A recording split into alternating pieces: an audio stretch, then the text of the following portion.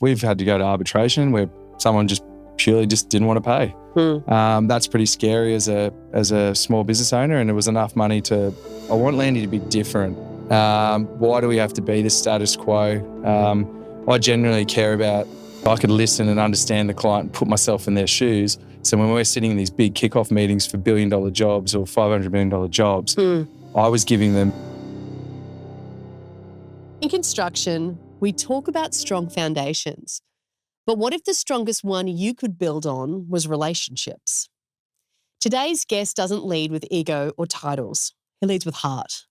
Josh Yates is the founder of Landy Group, a business that's redefining what success looks like in construction. Not just in projects delivered, but in people uplifted. From championing social impact outcomes to backing up his values with real-world board roles and volunteerism, Josh is the kind of leader who shows up, even when he's tired, humble, passionate, and present. In this episode, we unpack the real cost of ignoring the human side of business and the magic that happens when you get it right. We talk about legacy, loyalty, and what it means to build something bigger than yourself. If you've ever wondered how to lead in a way that actually changes lives, this one's for you. Welcome to Building Doors.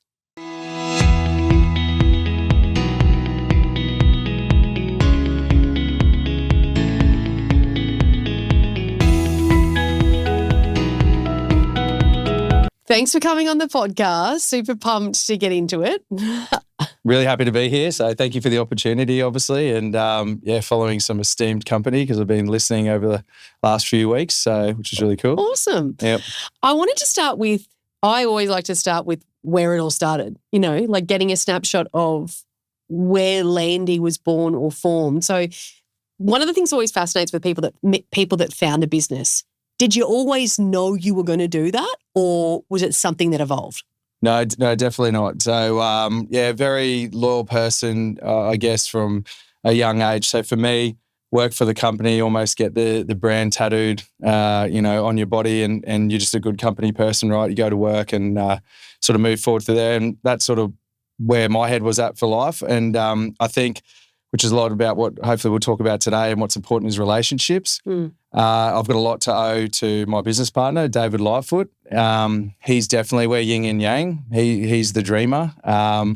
And I like taking calculated risks, but I want to know A, B, C, D, and E if we have to pivot for there. So it was, I would say from the time that we started working together, he actually was originally his idea what he would like to go out on his own, which was pretty exciting. And I think just from conversations over a long period of time, the opportunity presented itself in terms of timing that we thought. And he sort of said all the right things and thought, why not? Let's have a go. So in full honesty, maybe I might be sitting as a salary person, which is well and truly fine, and people have great careers. But now fast forward 4 years, I'm at the position where I don't have any regrets in life in terms of my I guess steps to get there. But wish I probably did it earlier. So which is cool. Okay, so tell me when you first went to do it, right? When you first founding business, and I want to talk about this because I'm getting asked it a lot lately when I grab coffees. There's some people that are wanting to start consultancies or wanting to start their own thing. When you first set off and started to do it, what surprised you? Just so much involved. So I think the beauty of my journey as well is I started off in the tier one land. So sort of peeling back, I've worked for some massive multinational companies and not just in construction. So my first job whilst I was at university was with GE Finance. So they're clearly not a small business, or General Electric. So understanding, how the tier ones of all different parts of the world, and obviously working as CPB contractors as well for 4 years later in life. But then working for, then a family business or in the tier two space, to then setting you up to go out on your own. Suddenly you don't have those support, roles in your business. So it's all on you. So from right down to learning how to use, Xero and all your bookkeeping and accounting world, which I had no idea. I'm like, Xero, what is that? to like doing your own invoices, chasing obviously your own work, and then going through all the other elements, I guess, of running your business. And I think one thing that I would talk to anyone that was looking to go out and do it themselves is set it up right from the beginning for growth, i.e. not necessarily, because my belief is tier ones in any sort of world, but mainly in the construction world, are run by systems and processes, right? Mm-hmm. They're just beasts, and they have their role, and they deliver projects like Cross River Rail and these mega projects. So we need them, and they're fantastic. Where I find anywhere sort of that tier 2, tier 3, or SMEs, so small, medium enterprise like we are, run by people. So for me, and that's just my opinion, whether that's right or wrong, but that's just from my experience. So for that, being in this small business now is, it's all on you. And I'm just so stoked I got to do it with a very like-minded person. As I said, we're yin and yang in terms of our risk assessment.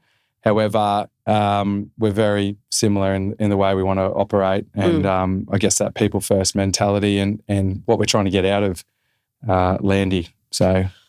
When you co-founded together, when you looked at Landy, what was the bigger purpose you were trying to achieve? So, really good explanation for Landy, right? It's basically stands for Lightfoot and Yates. So, which is sounding like an accounting firm, and no offense to anyone listening to accounting, but that's probably a little bit boring. So we had a nice graphic designer come up and go, "Why don't you call yourselves Landy?"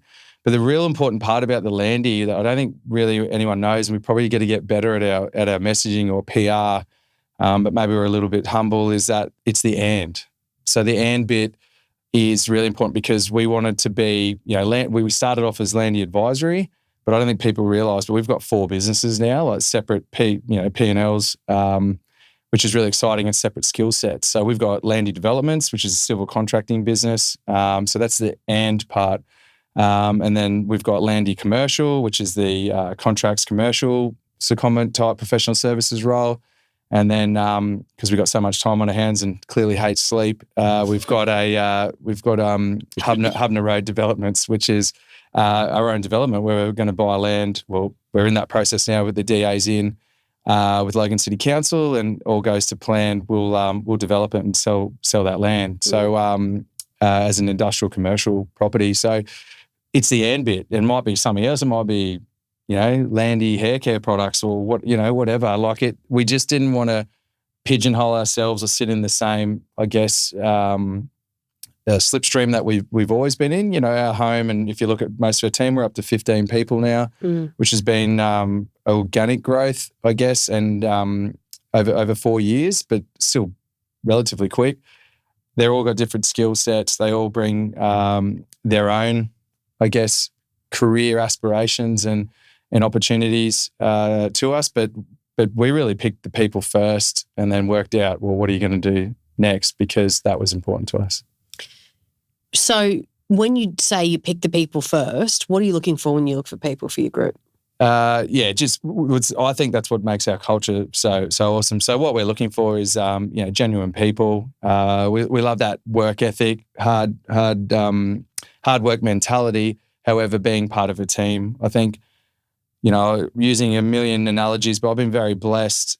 From the age of 4, I've played in team sports, and I think in the corporate world, especially in construction and that, I'm very pre-contracts front end, so winning work. BD strategy, where Dave's delivery. So, and there's a bit of fun and a bit of banter amongst the pre-contracts and the delivery land is the construction teams is we're the promises team and they're the sorries team. So we're trying to bridge that gap a little bit, and really for us, so looking for that person is we work hard, but having that mutual respect attitude, collaborative teamwork. I love how we get in and help each other. So, for instance, some of our team might have a different client, may need some support, whether technical support from a construction element or simply, hey, Josh, you have a contact here, or there's never, and I see it through our team, which is a really proud moment as an owner that no one's like, oh, well, I'm busy, or that's not my problem, or, everyone's like, yeah, no, here, I know this person, I can help here, or have you thought about this in your technical solution or whatever. So for us is, and probably summing it all up is no egos. No ego policy. You got an ego, don't work at Landy. Simple as that. You summed up for something that I have learned over the last 3 years in our business, the most rated thing that we don't often see people look for or speak about, but is so integral in a team player. You just described a team player. Absolutely. And we don't always ask, like if you read job adverts or you look at people looking for people, it's rare to see team player. Yeah. It's all, we want you to do this, this, this, this. But when you have a team player, the value they provide is tenfold in not just culture, but also helping out everybody else. Yeah, absolutely. And I'm a huge believer in that. And you're only as strong as, I guess, your weakest link in the team. And another sporting analogy, maybe from the footy days, but it's so true, right? But then we don't leave them behind. And another thing I say, a biggest issue for Dave and I when you're first starting off, and there's some really awesome people in the industry that I've lent on, mentors and great people like, Julie Castle in Strubers, everyone. Hey, Jules. Yeah, Jules, one of the best. She only catches up with me every 5 years. She's too busy for me, but bless her. But I remember sort of the start and seeing her journey, an amazing journey. But everyone wanted Julie Struber, right? So how do you go, no, I've got an epic team. They can, basically do what I do, if not better.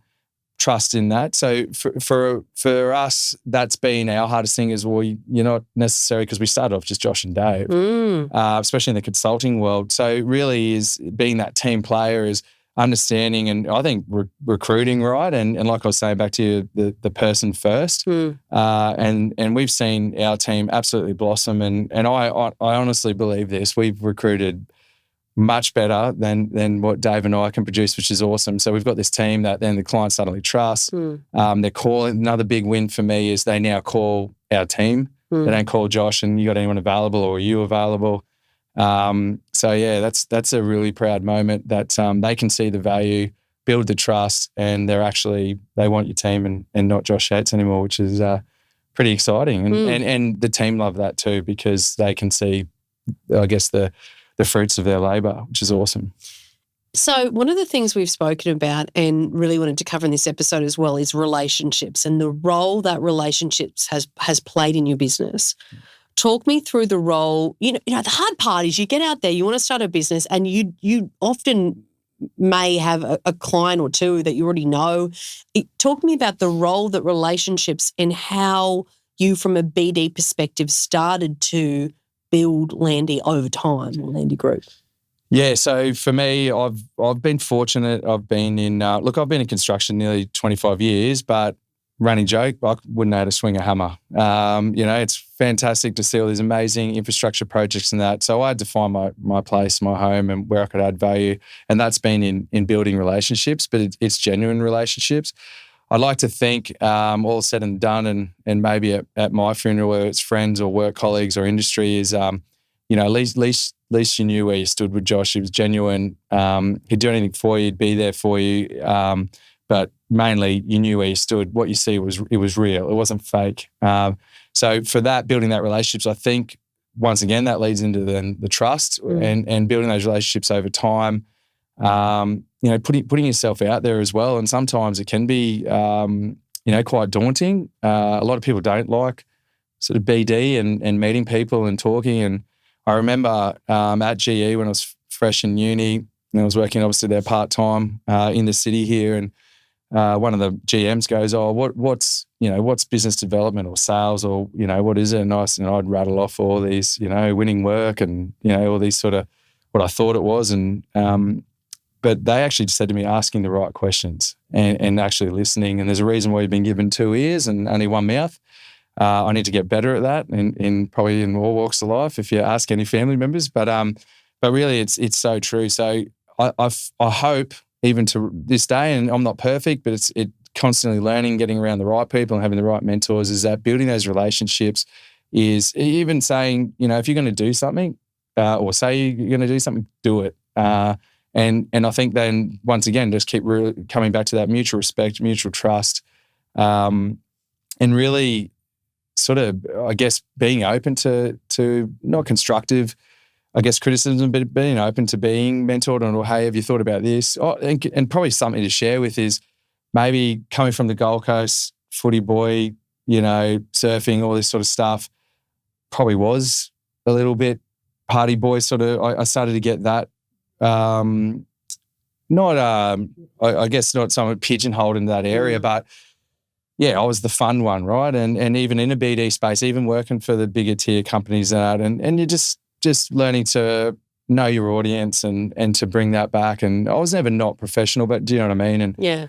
you don't always want to be the fun guy, and you want to be respected for the work that you're putting out as well. And I felt I was very good at BD because my BD then led into bids and winning work, and it wasn't. I felt the value I could provide, especially to these big projects, is I was like the voice of our client. It wasn't a Josh Yates opinion, but I could listen and understand the client and put myself in their shoes. So when we're sitting in these big kickoff meetings for $1 billion jobs or $500 million jobs, I was giving them verbatim, this is win strategy because I've just been spending the last 2-3 years with this client. And you think it's a waste of time, meeting someone 3 years in advance before a Cross River Rail or a Gold Coast Light Rail or whatever project, infrastructure or any project. It's not. We've got a great story, which I won't necessarily bore you with, but early days of Landy. Tell us the story. Well, the part of Landy and what I'm really excited about is that we had a client from Victoria, no TMR experience, just through a relationship, came to us and said, hey, can you help us with a win strategy? It was about 12 months before this particular project came out. So it's a great sort of story in terms of what Landy could do from the whole project life cycle, cradle to grave. So effectively, they got me on 2 days a week to go and build the relationships not only with the client that was about to deliver this, and it was all before tendering it, so it was outside of probity, so all good. Build the relationship, understand their challenges, key issues, and then model our offering to that and making sure that we can mitigate those problems for them. From that, then one of our senior bid writers and bid managers then did the EOI for them based upon 12 months of our research and knowledge, and not just the client, but the supply chain and the whole ecosystem.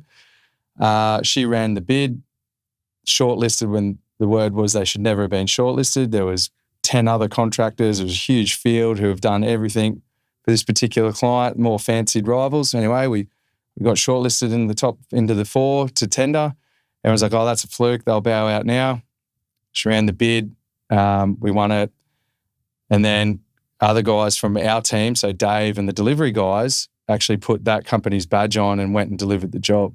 Oh, wow. So Landy, that's a unicorn. We haven't had like that yet. So cool. And Full circle. That was in our first year. So that started that whole process. Yeah. So from a relation, and that all came from a relationship. If you think about it, that came from a relationship from the client coming from Victoria. It came from the awesome relationship they had with the actual client delivery agent that I've had for 5-6 years, understanding what's keeping them awake at night and how do we deliver that job. The job's nearly over, and I've seen the ratings and that they get a rating from the client quite frequently, but overall, and they've got some of the highest ratings in terms of performance. So for us, that's awesome. That's not always going to happen, but I think that all came down to relationships. Yeah. And knocking on wood there, Landy hasn't, as in Landy Advisory, we haven't tendered a thing. It's all been word of mouth, repetitive clients, because the biggest thing for our team too is we're not there to clip a ticket. We'll come in, we'll deliver, we'll do a good job, get out, and we hope you can call us back in 3 months, 3 years, whatever, but at least they'll go, you know what, these guys actually come in and do what they say they're going to do. They're going to deliver, did a good job, rather than trying to get 20 people in there and sit there for the next 5 years. We'd rather be known for delivery, because we've been on the other side of the fence where we've brought consultants in, and sometimes it's gone that way.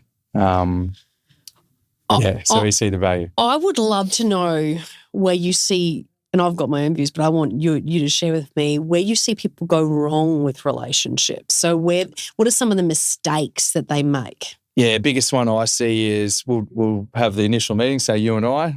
We've done the hard yards, the cold call. Didn't know you, Lauren, but we'll go catch up for a coffee. Have a meeting. Yeah, it's probably something didn't drop straight away. Like no one's going to go, oh, glad you called. Here's a $300 million road. What a coincidence. That never happens. Yeah. So like anything in life, put it, ask yourself too. And that's what I say to a lot of, and it's not necessarily a younger sort of generation or older or anything. It's everyone.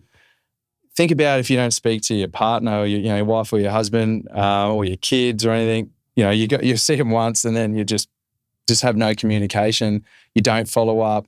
You don't build that relationship over a period of time. It needs to be not transactional. It's probably a lot of things we pride ourselves on.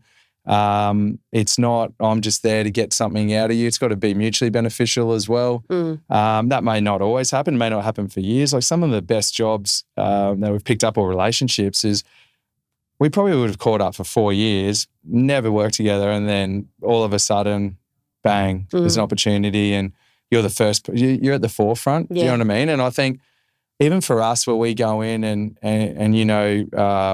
our Loz, who's an absolute weapon, and probably some of the best BD I've ever seen as a in the industry for a long, long time.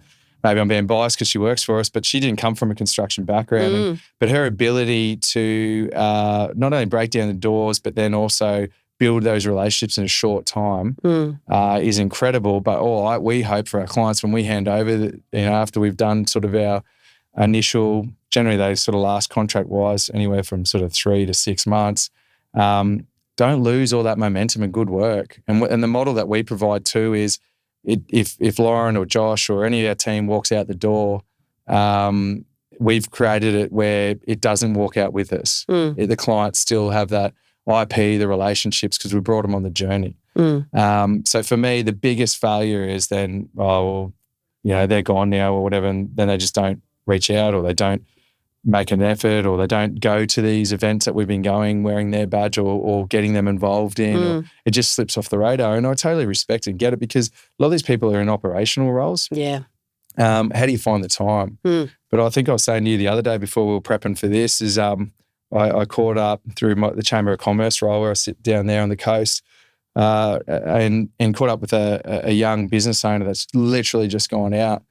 And I had zero time because there's so much pressure and work and all that. And I thought, but no, like this is awesome. Like she's reached out, broken that down, go and help. Even I don't have all the answers and don't pretend I do. And I'm learning every single day. The day you think you're not learning, then you might as well pack it up. But it was really good to go and just break away from my vortex, sit there and go, hey, this is lessons I learned in my first 4 years of doing it, but then also longer when I'm working for the bigger companies in those sort of BD roles and what you need to do. And it was really good to share that. And probably summing that up is just turn up. Always turn up when you're tired and you've got other commitments and all that. You got to prioritize, but you don't feel like going to that 7 a.m. QMCA breakfast. Sorry, Chappie. Sorry, Chappie. Hey, we go to the breakfast, Chappie. We go.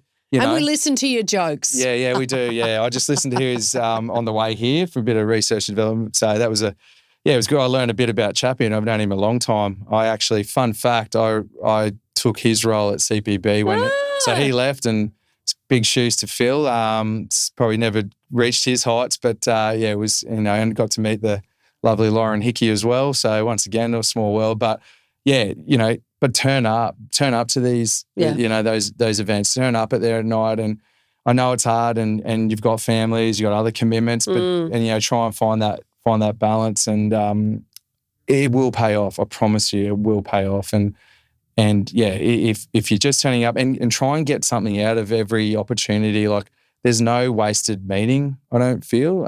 Even some where you might look at it and go, because it might be more advantageous for them to meet you because provide, but 9 times out of 10, still out of those meetings, there's one thing out, and that's you putting yourself out there as well. So, I think that would be my biggest takeaway. I think it's massive. Get in front of people. Yep. Be connecting with people. Yep. And connecting people with others too, and building those networks. And we practice what we preach now. So now back to that, getting out of the shadow of everyone wants.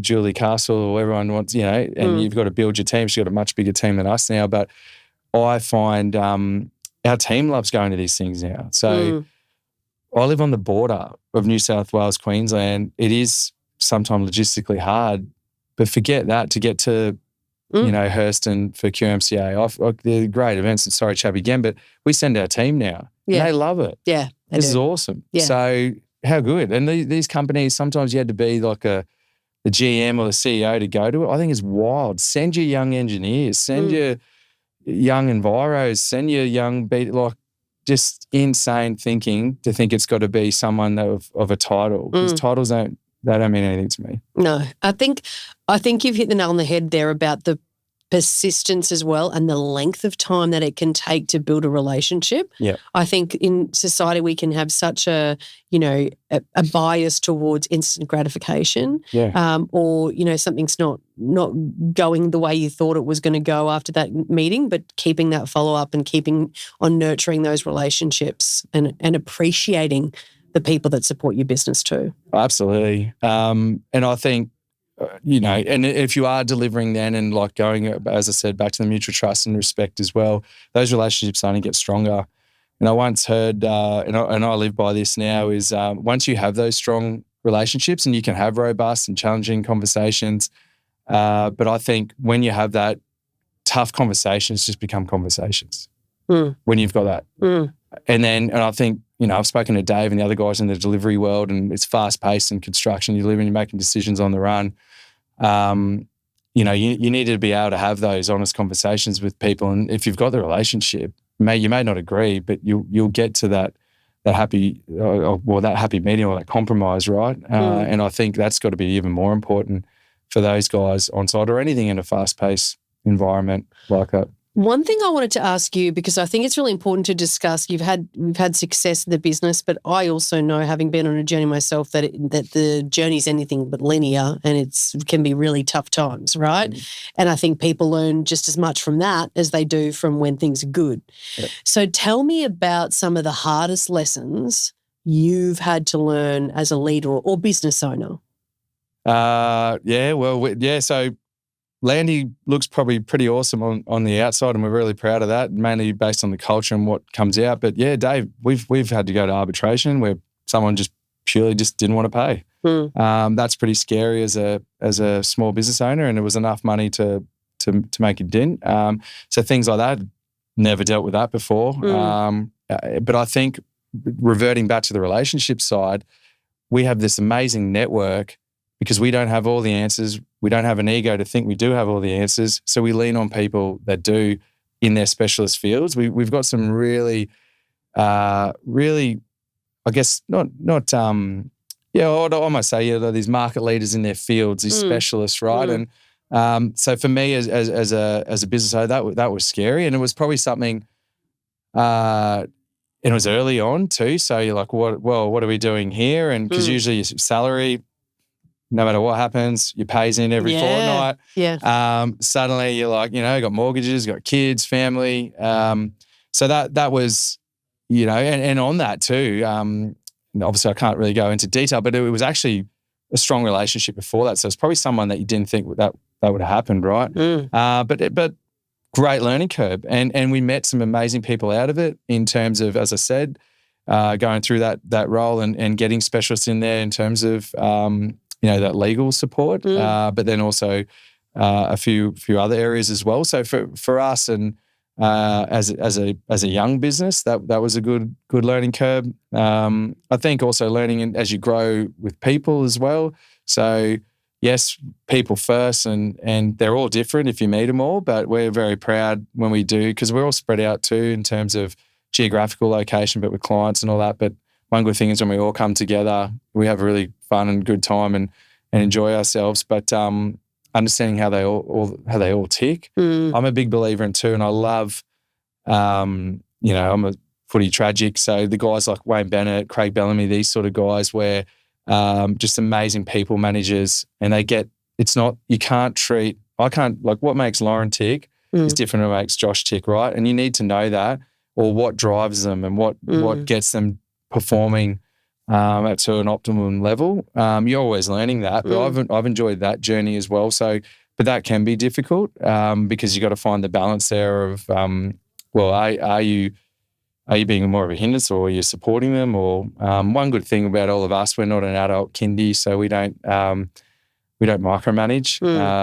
And results will show the way, and we trust everyone as well. They run their own days. But we also get that balance right. Are we supporting them as well? Because you don't want them to feel isolated. So I think that definitely as a new business owner, and just different personalities as well. So, but knock on wood, out of all of us, and when I say the 15, Dave and I are two of them, so let's say 13.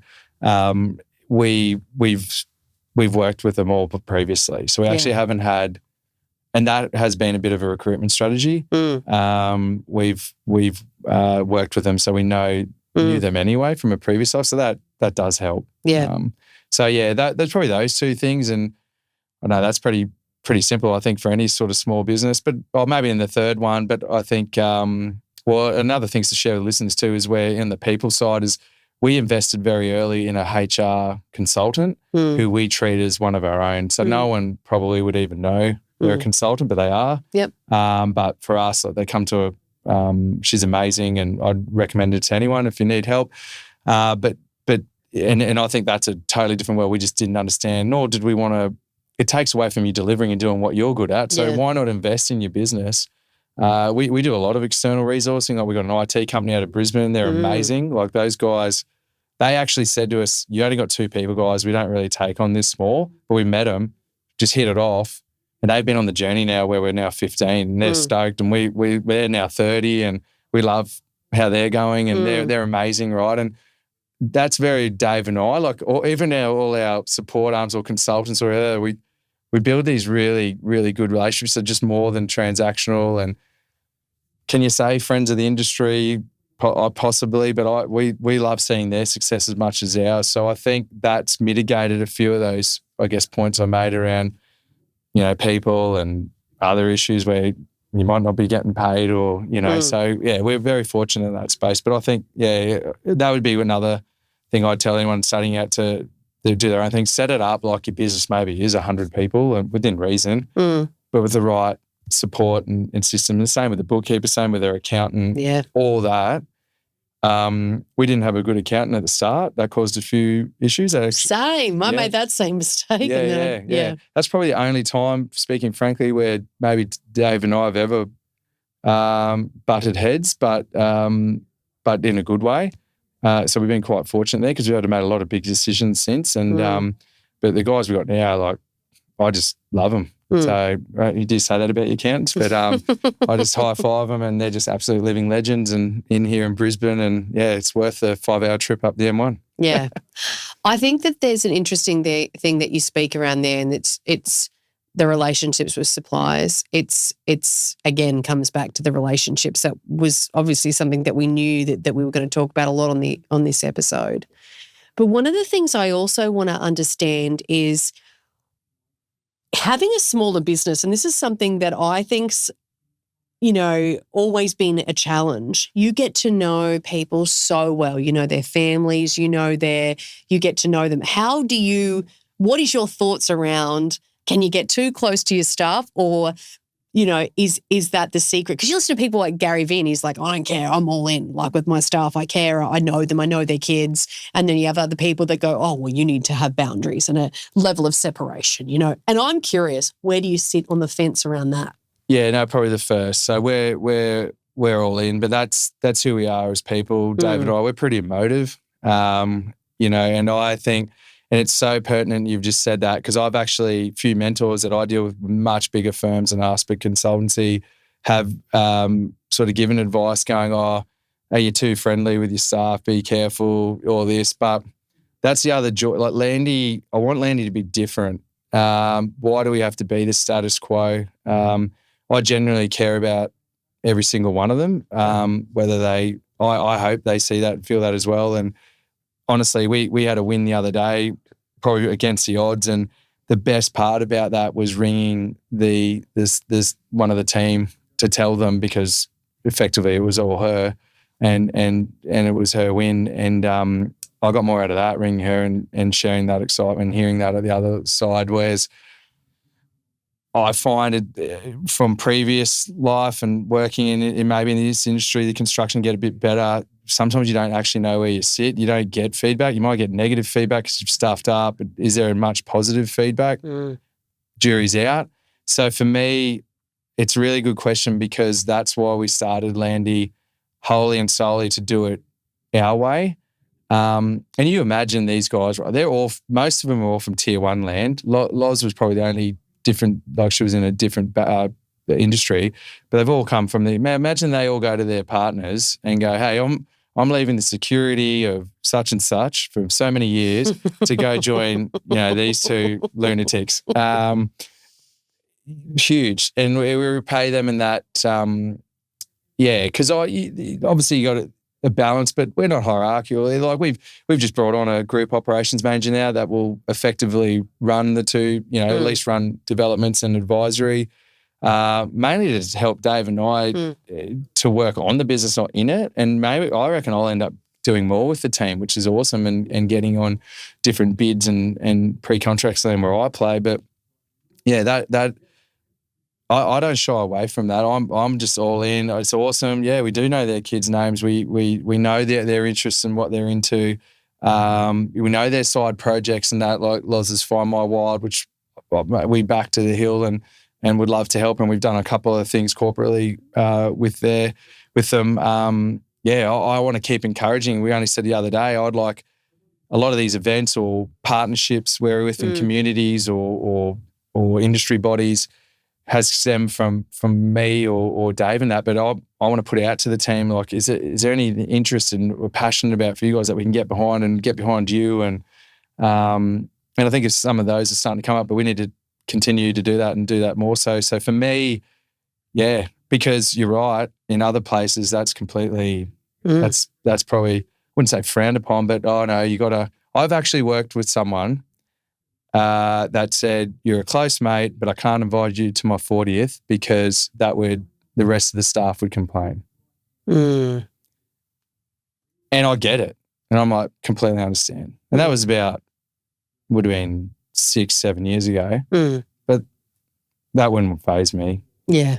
You can come to my party. Like, here's what it is, right? But I don't have any, like that. I completely get where they're at.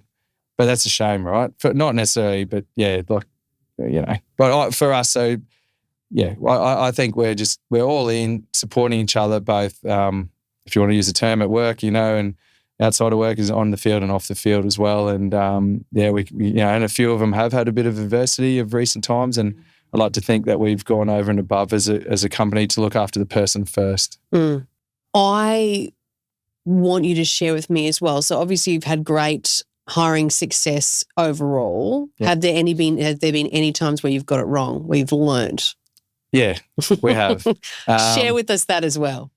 Yeah, that was hard personally because it was in my team or my side of the business I'm looking after. So and a great human, just a lovely, lovely human. But we've set standards, and what's the old? You probably see this more in your line of work where you'll end up losing a good employee if you start tolerating, I guess, an employee that's not 100% lifting the weight or going into where we all want to be and making excuses and sort of looking. So that was hard because, yes, I've run teams before in salary, but this is now for your own business, right? And but once again, had the amazing, I think, that investment in the HR in our HR lead to help navigate and go through that process and all that. And I'd like to say it is quite amicable, and I'd like to say that we would be there to support that person even now and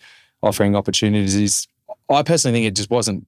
It was just our business and what we were doing. Sometimes it's just about the fit, No, that's all it was. Yeah. That person is amazing and great at what they do and different things. But it's another thing I find, you might find too, is salary world is so different to consulting. Consulting is a different beast that I've had to learn plenty Massively of. You know what I mean? And yeah.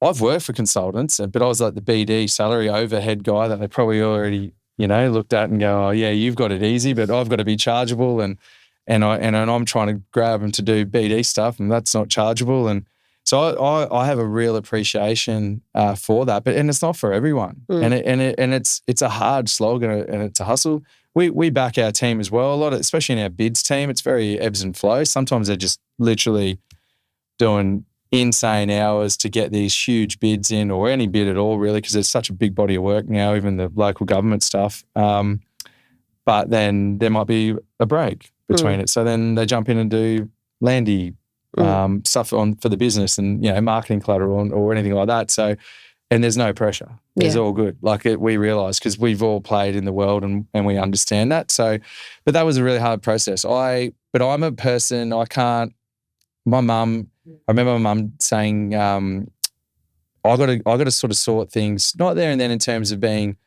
hot-headed or whatever, take a breath and think about it. But for instance, I remember mum doing this, going up to the principal in primary school. Teacher came to me, I did something wrong or something on a Friday, said, right, you're in the principal's office Monday morning. So me as a person, from day one, I must have been, that just gave me anxiety all week. Just discipline, just hit me there and then with what I did wrong. Give it to me right now, right? I'm the same. I would hate that. Yeah. So my mum rolled up on the Monday, bless her, and she just went up and said, if you're going to sort Josh out, do it there and then. I'm not going through a weekend like that again where he's just anxiety, what's going to happen, overthinking, all that sort of stuff. So for me, as you can imagine, where one of the teammates who I love and respect and is a great human, great person, now I've got to go, oh, look, this isn't working. So, but I just did it straight away, professionally, empathetic, absolutely care about them first and giving the reasons why and being straight. And that's the thing too, is being transparent as well. That helps in obviously building your relationships and BD. Because if people start to get a feel, you're sort of there and you've got self-agenda and there's other things at play, they'll see right through. And I remember another mentor from very early on in life was, don't bullshit a bullshitter. So you'll get found out real quick. So if you can do that, and then my memory's not good enough, so you might as well just tell the truth all the time, hey, because it's too hard to lie. So I think those sort of things then put me into good stead to handle that. But that was So it didn't work. And do we beat ourselves up? No, I think you nailed it on the head there. It was just the fit. There wasn't anything else. There was nothing catastrophic or sinister. It was just, and that's what happens, right? And it was in probation too. So it goes both ways. Yeah. I totally respect people that turn around, and it will happen one day at Landy where they'll go, you know what, this is not what I thought. This wasn't for me. All the best, guys. Yeah. And sweet. I'll have a beer or whatever with you down the road. I completely respect that. So, so that was tough. Yeah. So with all of the work you've been doing in this space and in your business, what's the legacy that you hope to leave? So the biggest one for me now, I've sort of fallen into it, but it's in around that social delivery and legacy benefits on these projects. And that does stem from relationships. So this is really, I guess, on the outside of, doing the bricks and mortar or building a rail line or a bridge. And that's the, I feel that's where personally in my small little cog for what I can do or can control is drive those legacy benefits on these major projects that we're involved in. And I was fortunate enough through the tender period for a period of time, nearly 9 months last year for the Logan and Gold Coast Faster Rail on the winning team with activists to get that role and basically write that management plan with a really awesome team. Kathy Sanders was with us for a while. She's been on here as well. So all my mates are on this. So I feel... Hey, Kathy, she listens too. Yeah. She's a legend. And she was obviously her specialist, the training and development. We had a really good team, First Nations lead, and then I was more sort of the local supply chain and looking for opportunities for businesses and that, which I'm really passionate about, hence why I volunteer on the board of Southern Gold Coast Chamber. It's small businesses. So it's good because when you come to these areas and other areas, and there's one in particular, Logan, and you build a relationship with the chambers and other industry bodies or businesses themselves, it's sort of good. They go, well, yeah, like this guy's not just basically just selling us a dream and, you know, not sort of delivering there. So for me, we've fallen and meeting Lauren, who comes from a training development, working for the GDO's RTO. She actually is on the other side of the fence, but now with us, she understands the mechanics of that and how that will work. So I guess for me is, you know, I've heard some amazing stories. I think Gassione did it recently out of Rosie's Friends on the Street because they're on this team as well, where actually a homeless person has now got some training and development behind them, got a job and now a home and turned their life completely around. Yep. So for me, that's way more important. This is just personal from a legacy point of view than, we'll drive past and go, oh, well, there's a new bridge or there's a new hospital, or it's all great, don't get me wrong, and love it and being part of the team on those. But I think what drives me and gets me out of bed now, and Landy sort of created a bit of a niche there where companies now are asking us to come and write these management plans, get out into these regions, shake hands, kiss babies, build that real relationships across so many others. And I tell you what, it's teaching me so much, meeting social enterprises and there's amazing people, and Logan, the region itself, amazing. It might get a tough rap socioeconomically, but there is amazing businesses, amazing, very smart people. Their economic development team are incredible. I didn't know any of that unless you, once again, be there, be at the forefront, get out there, go and do it. Generally, contractors wouldn't do that. We'd just not make it up, but you'd write a plan of what you maybe did somewhere else. But I went and immersed myself in Logan during the tender and built these genuine relationships. And now it's into delivery, and there's an amazing guy that's taken over my role into delivery. And I think they're going to definitely achieve a lot of those and probably exceed and leave those legacy benefits. And probably sort of rounding all that up from a legacy, whether it's in my sport, my family, chambers of commerce, volunteering in different avenues, is forever what period I'm on that for. If I can leave in my influence, and it's not all on me, but if I can do my bit to leave that in better than when I started, and I find that in life in general. Like, I'm not going to change the world, right? But in my soul, community or whatever, anyone, relationships, friends, family, work, if I can leave that better than it started, then my days on earth, I'll be pretty happy with that. So awesome. Which is really cool. So we've got the fun rocket round, which you'll know of if you've listened. Yeah, I listened to Lauren Hickey's. So yep. So coffee or wine? Coffee. Okay. Cats or dogs? Dogs. It's just, I need to say dogs. If you'd said cats, it would have blown my mind. Yeah. Favourite holiday destination? I'd say, I lived there, but New York City. Oh, yeah. We took the kids there. Amazing. It's epic. Yeah. So I don't know if it was a holiday when I feel like it's my second home, but yeah, let's call it a holiday.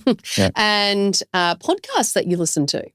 Yours now. Yeah, well, I know. Number one. Absolutely number one. Probably I'm sports tragic, apologies. So I listen to, but actually a really good one I'll give a massive shout out to, hopefully might send him that I was on this, but Keegan Hipgrave and Co. He talks about it's more mental health in sport. Yep.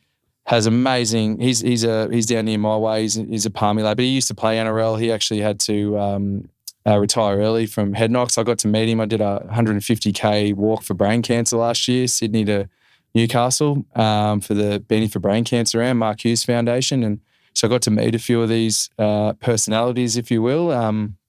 And yeah, what his podcast is unreal. Okay, awesome. Yeah, so highly recommend Keegan & Co. And he has it's not just sport. He has all walks of life. All my husband listens to his sport podcasts. Yeah. And all he talks about is league. I hear him on the phone to my friends. I think 80% of it is league. Really? We'll get along fine. Yeah. I think He'll be my new best friend. I feel like I'd be an expert by osmosis. I listen to him talk to my brother-in-law, and I reckon 80% of it is league, strategy, who's who. Yeah. They could talk about it for hours. Yeah, absolutely. So, and that's finding that common ground. And that's probably a good time, the relationships-wise is everyone's different. Everyone's different walks of life, but you might find that common ground 9 times out of 10 and you can build a relationship off that. So, but no, definitely, get around Keegs. It's awesome. Good. Awesome. And I guess the last question we always ask is, what makes you feel like you're home? What makes me feel like I'm home? The family. So, I'm very blessed, and I've got 2. They're very similar to me. My wife's introverted, but these guys they're extroverted. I've got a little girl, little boy, and they're still at the phase where when Dad goes home, they're waiting at the fence, at the baby gate, and 4 and 2, and I'm home then. So I feel for your wife. She's surrounded by 3 extroverts, and she's an introvert. When I used the word lunatics before about Dave and I, she's definitely got 3 lunatics. So, but we're very, very, very blessed to, as long as they're healthy and happy. So that's all I care about. Thanks so much for coming on the podcast. Thanks for having me. I really think you've shared a lot of insights that so many people can relate to and implement in their own business as well. How can people connect with you, learn more about you? LinkedIn's obviously a good one. I really live by that now. I actually cut all other socials. I found I was wasting a bit of time on that. So LinkedIn I find is fantastic. But look, happy to, if they can even connect through you, through the podcast. Absolutely. Yeah. Happy to pass on my email or phone number, and please reach out, and always up for a coffee. As I said, you get something out of those meetings, and hopefully be mutually beneficial. Yeah. And don't be too scared to reach out to the guests. I've had a lot of people the guests that have told me the biggest kick they get is people that reach out and tell them something that they got out of the episode. So, well, just on that, Phil. So Phil DeBella, I'm looking forward to meeting him, and thank you for that connection. I listened to his, and it almost, you guys both are just bounced off each other. It was brilliant. As I said, I usually listen to music at gym, but that's the first time I've listened to a podcast sitting in a gymnasium, and because I couldn't stop listening. So, I can't wait to meet him, and it'll be awesome because he just absolutely speaks my language. So. Yeah, awesome. Well, thank you so much. Yono, thank you for coming on. And congratulations on this. This is awesome. So you're doing a brilliant job, absolute natural. So thanks, Josh. Yeah, so when I start mine, you can run mine, and absolutely. I won't turn up, but that'll be good. So it'll be awesome. Thank you so much for coming on as a guest and being so honest as well and transparent. I think a lot of people will benefit from it. And as always, like, share, subscribe, rate, review. If you get something out of the episode, please share it, because you never know who might need to hear something that we've covered in today's episode. If this episode gave you new insights, don't let them go to waste. Take action, apply them. And if you want more insider strategies from the best in construction and infrastructure, make sure to subscribe. Share this with someone who needs to hear it. And remember, the leaders who open the most doors aren't waiting for opportunities, they're building them.